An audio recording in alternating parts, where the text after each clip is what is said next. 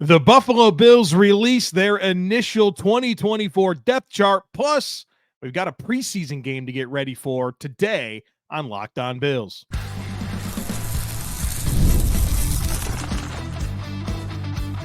You are Locked On Bills, your daily Buffalo Bills podcast. Part of the Locked On Podcast Network, your team every day. What's up, Bills Mafia? It's Joe Marino, author of Go Bills and Buffalo's Run, also the co-host of the Locked On NFL Scouting Podcast, and I'm your host of Locked On Bills.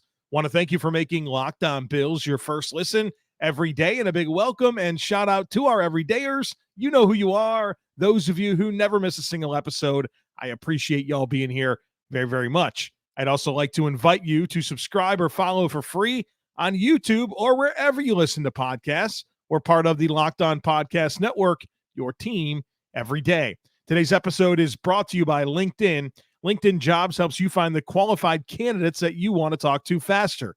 Post your job for free at linkedin.com/lockedonnfl. That's linkedin.com/lockedonnfl to post your job for free. Terms and conditions apply. Well, folks, welcome in. We got a lot to cover today. The Bills released their initial depth chart for the 2024 season yesterday, and so I want to share my top takeaways regarding that. Plus, the Bills play a game on Saturday. While it's a preseason game, it's a game, and I'm excited to take that in on Saturday, and I want to get ready for it. I want to share with you the top things that I'm looking for in this preseason opener against the Chicago Bears. So that's what we're doing today. Let's start by examining this depth chart. And I'm not going to go through where all 91 players are listed. I think there's a lot of things that you can assume would be true about the depth chart, and they were true. I want to focus in on the things that kind of stood out to me and maybe some surprises along the way.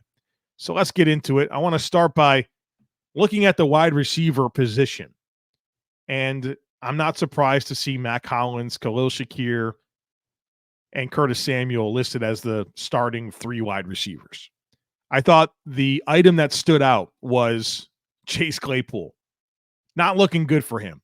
Chase Claypool was a hot name coming out of the spring, and on this initial depth chart, he's listed as fourth.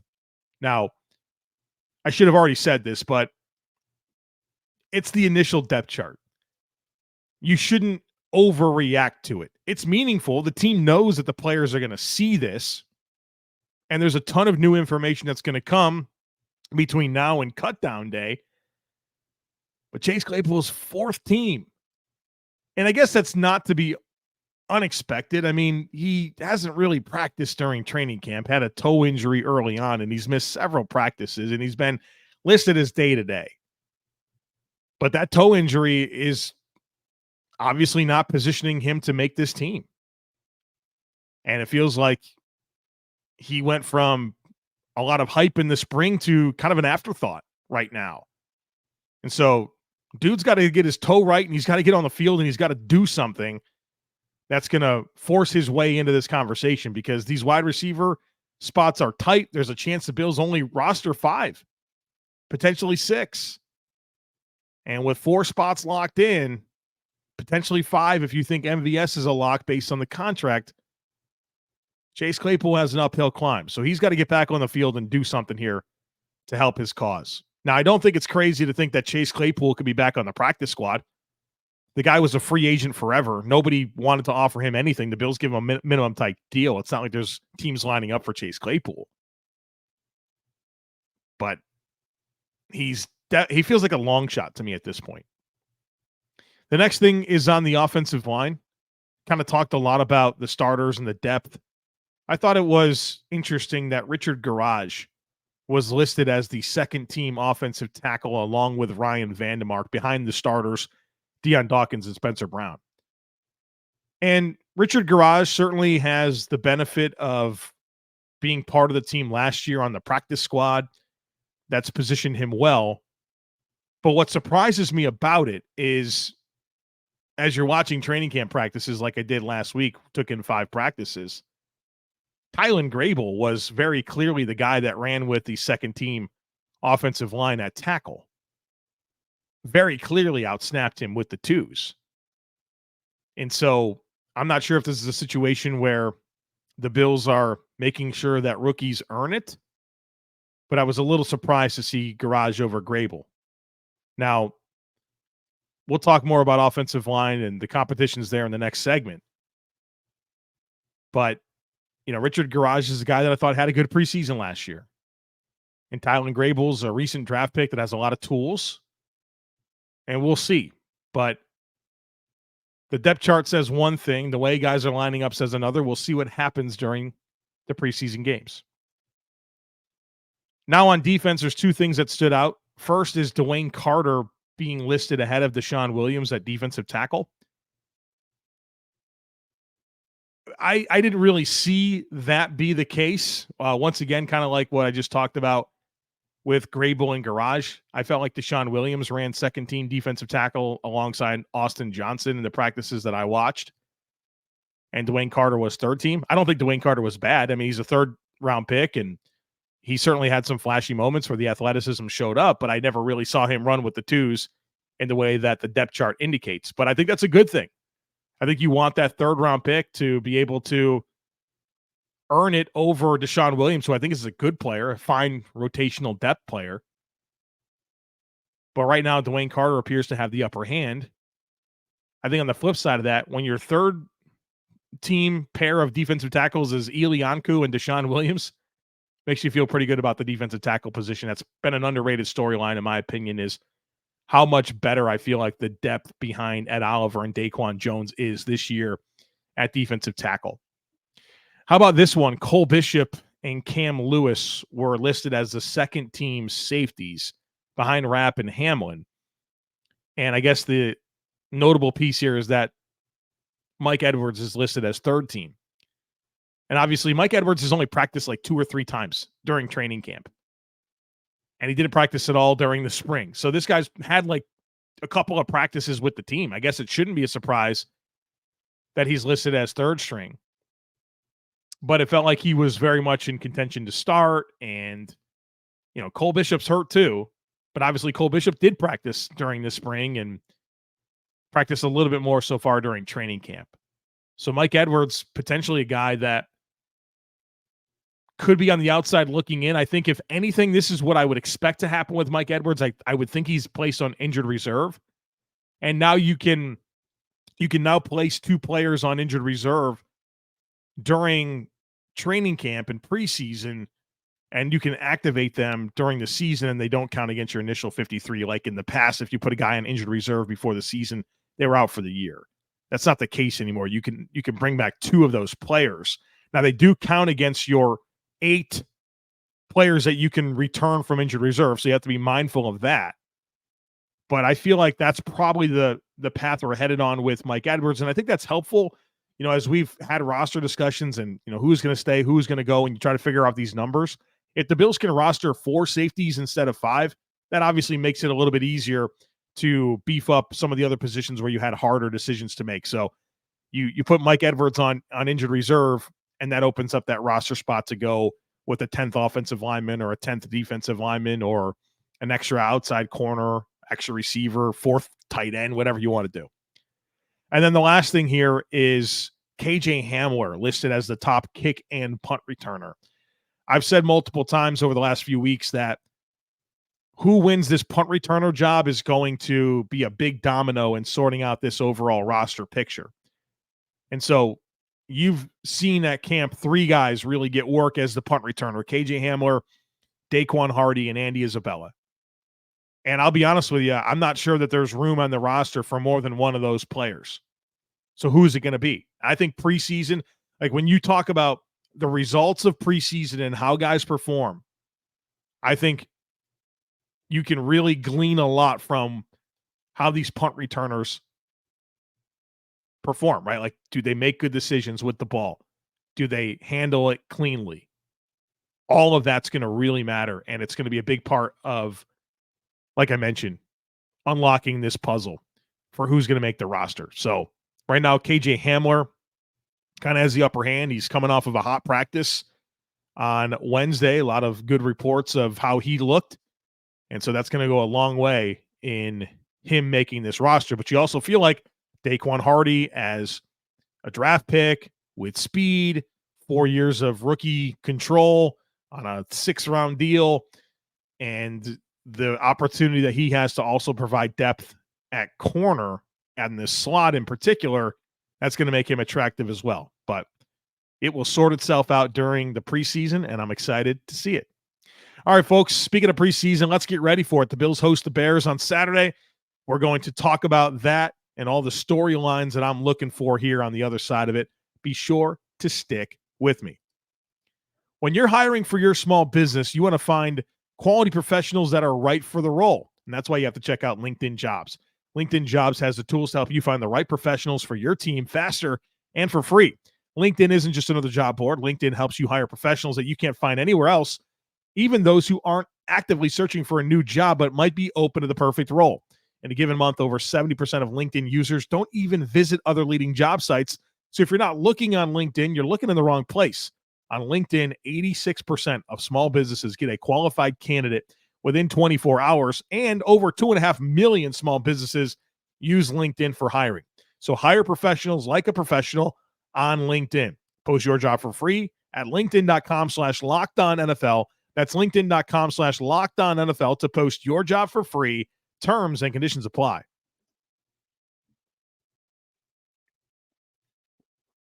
All right, folks. Preseason opener, just hours away. Saturday, August 10th, 1 p.m. Eastern Time, Highmark Stadium in Orchard Park. The Bills host the Chicago Bears. And if you're in Buffalo or Western New York, the game will be broadcasted locally. And if you're not there, it's on a national broadcast live on NFL Network. So everyone should have the opportunity to watch this football game. And there's plenty that I'm interested in. We'll spend this segment really focusing in on the offense. There's 3 things in particular that pop for me that's going to stand out. But before I dive into that, this is a great opportunity to invite you to join the Locked On Bills subtext community, something we've been doing for almost 2 years now, and it's been so much fun. I haven't talked about it a lot during the summer, but it's time to put that back on your radar.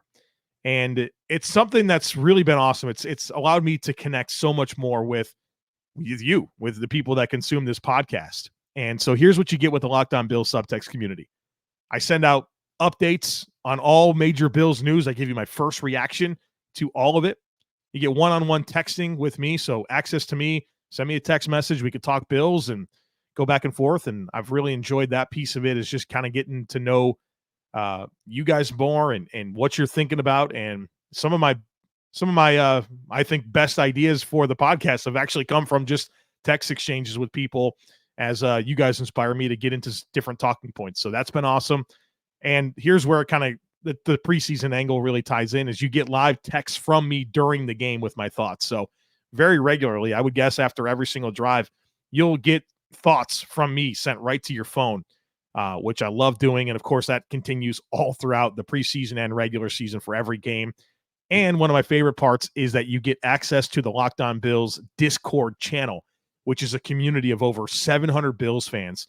And we're all in there. It's kind of like a big group text. And there's different channels where you can talk Bills, Sabres, the NFL, life, fitness, nutrition, music, grilling, whatever you want. We got channels for it with a bunch of Bills fans, and it's a great way to connect. And in the Discord channel is the All 22 film review clip. So as the Bills play games, so this game is coming up against the Bears, I spend the next day reviewing the All 22 film, and then I send clips into the Discord channel where I play the clips and I do voiceover commentary and really break things down. So that's a really fun feature that you get as part of being in the Locked On Bills subtext community. So check it out. I also have another really cool feature that actually nobody knows about that's coming in a few weeks, and you'll unlock that with a Locked On Bills subtext community subscription. So check it out. There's a link in today's show notes and everyday show notes that you can join. I'd love for you to be part of it. All right, let's get ready for this preseason game. 3 things on offense that really stand out to me that I'm looking for. I don't want to go position by position. I'm interested in all 91 players and what they do. So there you go. I'm interested in all of it. But 3 things really stand out for me on offense. Number one is wide receiver competition. And mentioned it already. The Bills only rostered 5 receivers last year. People forget this. They only rostered 5. Shakir, Diggs, Davis, Hardy, Sherfield. That was it. That's all they rostered was 5. And so I know there's an assumption that they're going to roster 6. I'm not so sure. And so who's it going to be? Like I mentioned, I think the top 4 are locked in. Hollins, Coleman, Samuel, Shakir. Those guys are locked in. Not a math guy, but if they roster 5, there's only one more spot available. Of course, if they roster 6, there's 2. And you've got some contenders here. Tyrell Shavers is very much a hot name. There's been a lot of hype for who he is as a person, work ethic, first guy in, last guy out, putting in the time, versatile. Sean McDermott said if you look up consistent in the dictionary, you see a picture of Tyrell Shavers. A lot of glowing remarks for this guy. Has a big-time special teams pedigree from his time in college. He's the hot name. Then there's KJ Hamler, who we just talked about it. He's the number 1 return guy right now. Plus, what I think KJ Hamler has going for him is a very unique skill set. The Bills have a lot of size at the receiver position. They don't have the kind of jitterbug small guy that has the wheels that you can do gadgety stuff with. Now, you certainly can do a lot of that with Curtis Samuel, but Samuel's like the only one. And plus, I think there's a lot of differences between KJ Hamler and Curtis Samuel. So can KJ Hamler be that guy? If he's going to be the returner, I think he's going to make the roster, obviously. Andy Isabella's part of this mix, who is like a true slot player with 4.3 speed. Can he force the issue? What about Justin Shorter as a draft pick with a lot of size, a guy that's been running with Mac Hollins on the first team punt team as the other gunner? Things that matter. And so there's not room on this roster for all 4 of those guys, much less adding in the other players, including Chase Claypool. So how is this going to sort out? That's going to be fascinating to find out. Definitely paying attention to that. The next thing is the tight end competition. Dawson Knox, Dalton Kincaid, those guys are tight end 1 and 2. But tight end 3 feels like a wide open battle. Of course, Quentin Morris has been the tight end 3. And I think Quentin Morris is a good tight end 3. Occasionally makes a catch, but I think where he's really provided value to the Bills as he's been on this active roster for a couple of seasons now is as a developing blocker in special teams. He plays a lot of special teams. He's a proven player in that regard. And I think his ability as a blocker has really, really grown in significant ways. That's something I pointed out quite a bit on our in our Discord channel. And the all 22 clips is like every week I find a really high quality rep of Quentin Morris blocking. And so I feel like he's the favorite because he's been the guy. But Zach Davidson just continues to make plays during training camp that's impossible to ignore. Impossible. It just keeps happening. And so I'd like to learn more about Zach Davidson and like what he is as a blocker, which I think we'll get an idea of during preseason. How much opportunity does he get with special team snaps? That's all gonna matter a lot. And so can he force the issue? Can he unseat Quentin Morris as tight end 3? Will he make this a conversation of rostering a 4th tight end? If he continues to do what he's been doing and it's impossible to ignore, I mean, that's exactly why you have training camp and preseason, is for guys like that to force the issue. How much can he force it? He's a fascinating player, has a lot of size and athleticism, had unbelievable production in college, also was a punter in college. There's just a lot of layers to Zach Davidson that we cannot overlook as the Bills try to figure out who's going to make the roster at tight end. The last thing on offense is the offensive line depth. I'm going to spend a lot of time on this in our all 22 review that's going to come on Monday. And of course the film that I'm going to break down. Last year, I don't know if you remember this, it was impossible to ignore how good Ryan Vandemark and Alec Anderson looked. In the case of Anderson, he played like every position and played well. Ryan Vandemark really came along at tackle. I think they made the team last year with what they did in preseason. And I think they're going to make the team this year. I think that's your 6th and your 7th offensive lineman pretty comfortably. So with 5 starters and those 2 guys, that's 7. You're going to roster 9, maybe 10 offensive linemen. And you've got a cast of characters here that are all trying to make this team. You think about Tylen Grable, 7th-round draft pick, has played both tackle spots for the Bills during camp, has played some guard, a lot of length, a lot of athleticism, relatively new to playing offensive line. I'm sure there's a lot that the Bills like there in terms of a piece of moldable clay with a lot of tools. How does he look? How about Cedric Van Pran Granger? Loved him at Georgia. I'm excited for him to be part of the mix. I don't think he's really turned heads during training camp, but it's not necessarily a bad thing. I don't think he's done anything wrong. But we're going to get a better feel for Cedric Van Pran Granger during preseason. And obviously a big storyline with him is that all of his college time came at center, and so there's been questions about whether he's a center only or if he could play some guard. I've never thought of him as a center only. The Bills have played him a lot at guard during training camp, but these game reps are going to matter a lot. I think he's probably safe. I think the team likes him, but I want to truly understand where he's at. And when you're at training camp and you're watching from the sideline and you get one look at the play, I can't watch 22 players at once. And the hardest ones to watch are the interior offensive linemen. This is going to be a great opportunity for us to have a nice checkpoint with said Van Pran Granger. How about Will Clapp? Will Clapp is by far the most experienced interior offensive lineman that the Bills have in terms of depth on this roster. And so as you have some moving parts on your interior offensive line, and for as much as I like Alec Anderson, he's a bit unproven. Can Will Clapp show versatility and show consistency that forces himself onto this roster? How about Lyle Collins? You've not really heard a lot of great things about Lyle Collins coming out of camp. I mean, anybody that's seen him can tell that the movement skills are lacking, whether it's heavy feet or just struggling to bend. He labors. Is he going to be exposed in preseason? Can he function? Is he a gamer? Right? I mean, there's some guys that are just, they play best in games, and their best is not seen at practice. I don't know. Is Lyle Collins going to be one of those guys? He's had a great career. What's he got left in the tank? And then the last guy is Richard Garage, who UDFA out of Florida, not a lot of athleticism. I thought he had a good preseason last year. I really liked him at the Senior Bowl. Where's he at?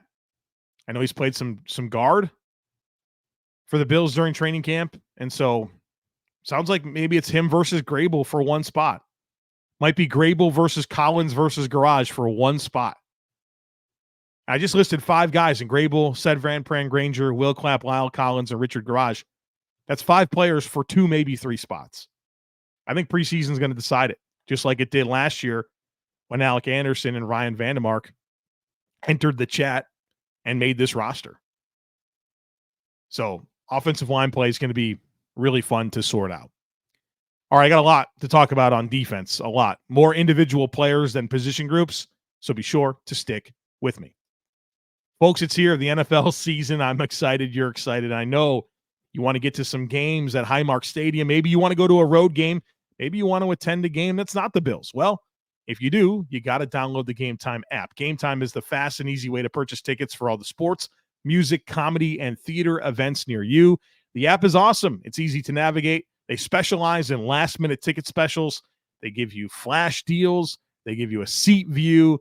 And I also love this, the all-in pricing. You get the full price from the beginning of the purchase. No surprise processing fees coming at the end. So take the guesswork out of buying tickets with Game Time. Download the Game Time app, create an account, and use code LOCKEDONNFL for $20 off your first purchase. Terms apply. Again, create an account and redeem code LOCKEDONNFL. That's LOCKEDON NFL for $20 off. Download the Game Time app today. Last-minute tickets, lowest price guaranteed. All right, folks, let's talk a little defense here. I want to start with edge. I think there's a fun battle brewing for edge 5. I think the Bills will carry 5 edges. Your top 4, Rousseau, Miller, Epinesa, DeJuan Smoot. One other guy can make this team, in my opinion. Who's it going to be? I think you got 4 contenders. Javon Solomon as a draft pick, and there's plenty to like there. I mean, great college career, unique pass rushing skill set. Probably a player you want to hold on to. I think that's going to help him. But he's a rookie. We'll see. Late round pick. He can certainly claim this spot with a good preseason. Then there's Kingsley Jonathan, who made the team last year after being a UDFA and kind of being on the practice squad the year before. I think Kingsley Jonathan's had the best camp of any of these players that I'm going to talk about. And so, does he force the issue? Casey Toohill's a veteran, certainly the most experienced player of the guys in the mix. I'm underwhelmed by Casey Toohill. I didn't love his tape at Washington, but he's a high-effort guy, has some special teams ability. You know, I think the most compelling thing with Casey Toohill is his experience and his high motor. And then I think Cameron Klein is part of this conversation. I think Cameron Klein has been a better player in camp than Casey Toohill. I think he's got more versatility than Casey Toohill. And I'm curious to see how he performs. I think he had a strong offseason last year as well. And can he force himself into this? I think it's most likely either Javon Solomon or Kingsley Jonathan. But we'll see. Let's let it play out. Let's let the cream rise to the top and find out. So all 4 of those guys are going to get plenty of run, and I'm excited to see what happens. On the interior defensive line, not that I question this player's spot on the roster, but I just want to get a better feel for him, and that's Dewayne Carter.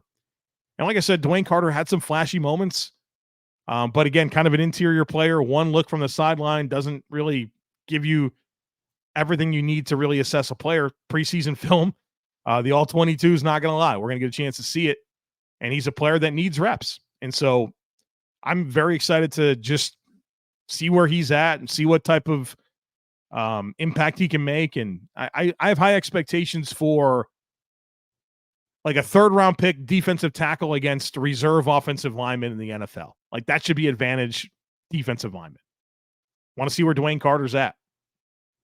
How about Dorian Williams?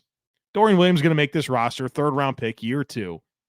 Has been very clearly the LB3 during camp. But the talking point that I keep going back to with Dorian Williams is I like the downhill ability, fast, physical. I mean, he loves to play downhill and just mix it up. I love that about him. It's the coverage reps. And when you watched him at Tulane, he's a very experienced player at Tulane, but everything was forward, downhill, downhill, downhill, right? Very rarely was his first step backwards.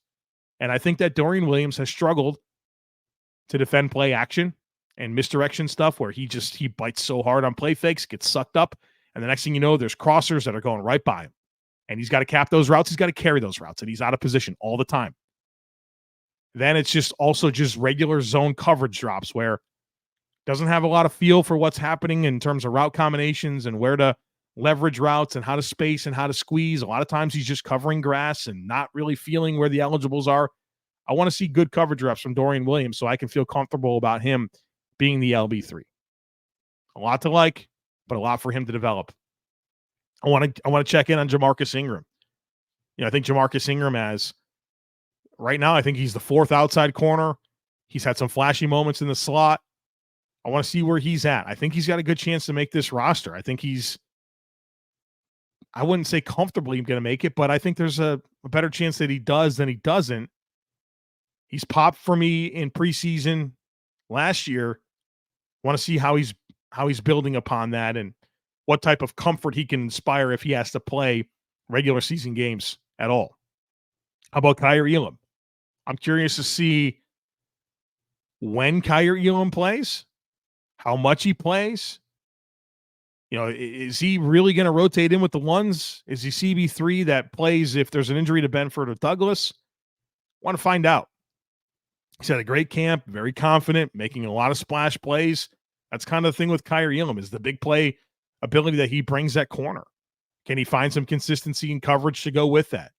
He'll definitely be a player I'm paying attention to. So that's the defense. And then, of course, there's special team stuff. I already kind of got into the punt returner conversation. KJ Hamler, Andy Isabella, Daquan Hardy. How do they do?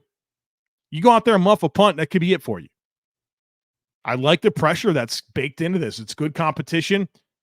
I thought they all looked good in practice. The only guy that I saw really mishandle a ball was one time by Daquan Hardy. I felt like they, for the most part, really caught the ball confidently. How does that show up with a crowd and television audience and all the pressure? Valuable reps are going to matter. So need the Bills defense to get some stops so we can get plenty of punt return opportunities. And the last thing is Tyler Bass. What can you say? Really struggled down the stretch last year. And it feels like the offseason, camp and OTAs have been kind of hit or miss. Had some good days, had some bad days, had some misses. His misses are just like really wild and erratic. He's a handsomely paid kicker. And I want to have confidence when Tyler Bass goes out there to kick a field goal that it's going to go in. And does anybody feel that way right now? From any distance?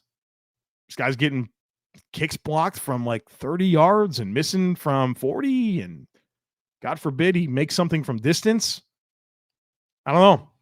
I want to see him true and confident on these field goals. And I get a lot of questions. I have several questions recently in the Locked On Bills subtext community where people are asking, is it time to bring in competition for Tyler Bass? You certainly have an argument for that, but I think there's two contributing factors. First of all, there's no good kickers out there right now. A lot of teams do have competition for their kicker. So like right now, there's just not great options. That could change once cuts are made, but like, are you really going to have an opportunity to assess? And then secondly, obviously the Bills are financially committed to Tyler Bass. So like you would need to comfortably believe that that player would be better than Tyler Bass. And there's no sense in cutting an inconsistent kicker to hire another inconsistent kicker while you accumulate a bunch of dead cap space along the way. At least there's a resume of Tyler Bass doing good in the NFL. There's a reason he got the contract that he did. So I think the Bills are committed to Tyler Bass for a number of reasons, one of them being financial, but the other one of them being like, do you really believe that you can upgrade? You'd have to be right about that. But also, I've kind of asked around, and I've gotten zero indication that the Bills have any appetite for Tyler Bass not being the kicker. So what do we need to happen? We need Tyler Bass to find his groove and be a good kicker for the Bills. All right, folks, there you have it. Talked about the initial depth chart. We got ready for the preseason game, the key stuff that I'm looking for. Our next conversation is going to come after the game on Saturday. So we'll watch the game. I'll send out all my texts during the game to the subtext subscribers. And afterwards, I'll give you my reaction to the game. And then the next conversation after that will be all 22 review, and we'll do herd mentality, all the stuff that we do. We're kind of getting into the rhythm here, folks. I'm excited. I'm very excited. Would love it if you took a second to subscribe. Join the Locked On Bills subtext community. Would also love if you took a second to rate, review, and share the podcast. Have a great rest of your day. Go Bills. And I look forward to catching up with you again after the game.